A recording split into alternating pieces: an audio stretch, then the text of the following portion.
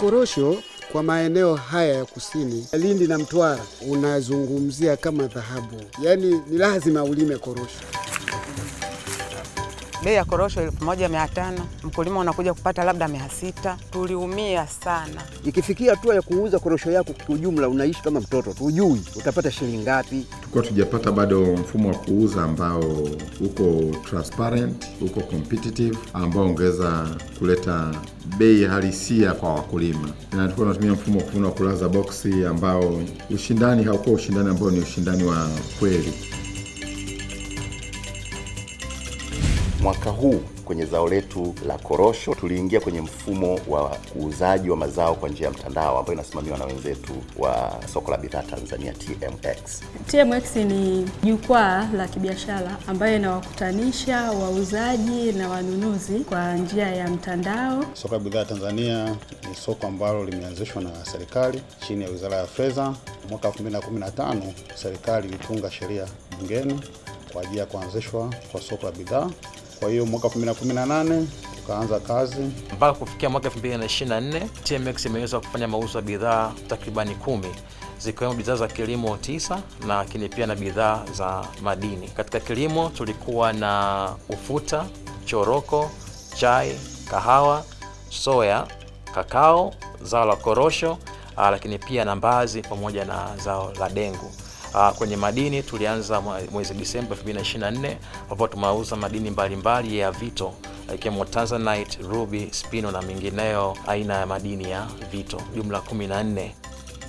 TMX imeshirikiana na Trademark Africa kuanzia mwaka 2018 na Trademark imesaidia katika kazi nyingi ikiwemo kuweka miundombinu na vifaa vya tehama katika kuhakikisha mfumo unafanyika, lakini pia katika maboresho ya mifumo ambayo tunatumia kwa ajili ya mauzo katika madini na mazao mengine ya kilimo.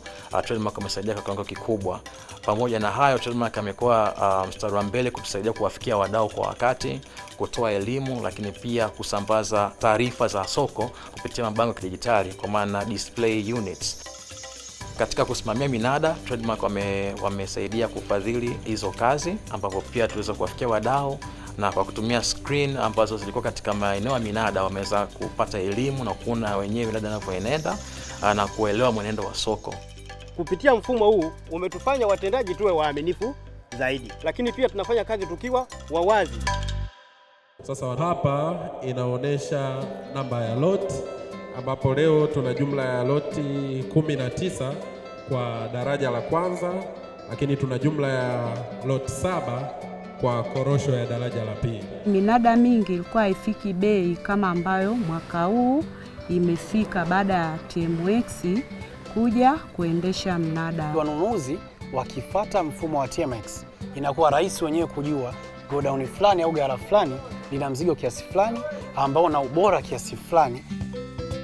Minada iliyokuwa inafanyika it was a blind, unatupia kitu kwenye kiza bila kufahamu. Lakini baada ya kuja TMX, kwa sababu it's totally open, imeleta ushindani ambao una uwazi, imetusaidia kuondoa ile cost. I can do bidding mwenyewe nikiwa nimekaa, sihitaji kumwagiza mtu yoyote. This year due to TMX it became more convenient. We know exactly what lot and how many tons we are buying and what will be the result of that, because everything is mentioned, the catalogs are issued. It is more convenience, we can see everything is online.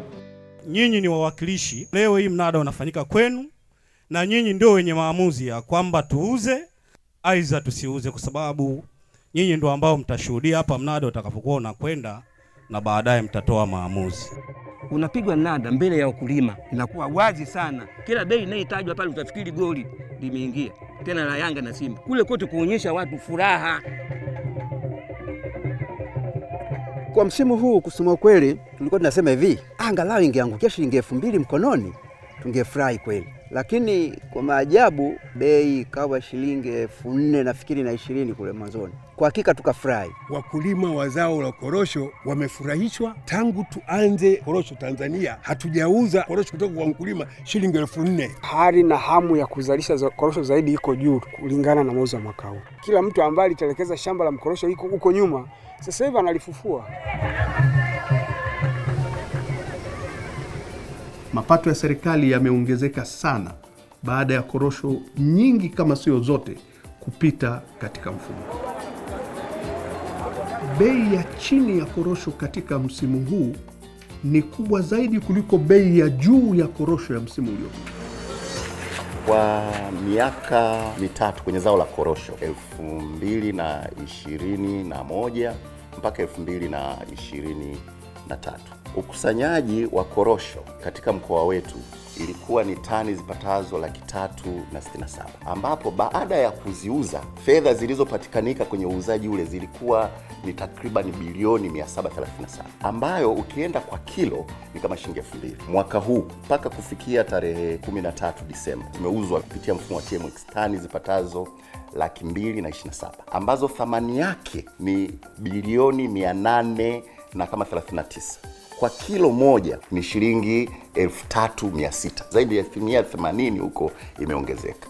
Kwa maana yake huu mfumo umeendelea kwenda kumkomboa Mtanzania. Korosho hii msimu uliopita walikuwa wakiuza kwa bei za shilingi 1,700, kwa bei za shilingi, na bei ya juu ilikuwa shilingi 2,036. Lakini kwa sasa tumekuja mpaka kufikia hii mnada wa 8 sasa katika kila chama, bei ya juu tulioipata ni shilingi 4,195. Na bei ya chini mpaka sasa iliyofikiwa ni shilingi 2,360. Sasa wakulima wanapofurahia hizi bei, hiyo ndio furaha yetu pia sisi kama soko la bidhaa na sisi kama serikali.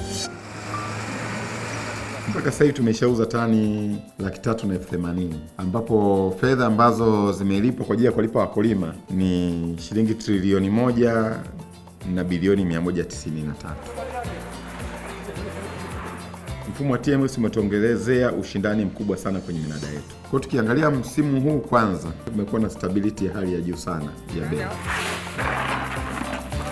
Kutokana na bei kuwa juu, wakulima wengi wameuza mazao yao kwenye mfumo wa stakabadhi ghalani, na kutokana na kwamba malipo yao tulikuwa tunayachakata kwa haraka, kwa maana hiyo kwa kadri wakulima wanavyouza, chama kikuu kinazidi kupata commission na kinapata mapato yake. Kwa tunashukuru kutokana na mfumo huu tunaona tumepata ongezeko la mapato.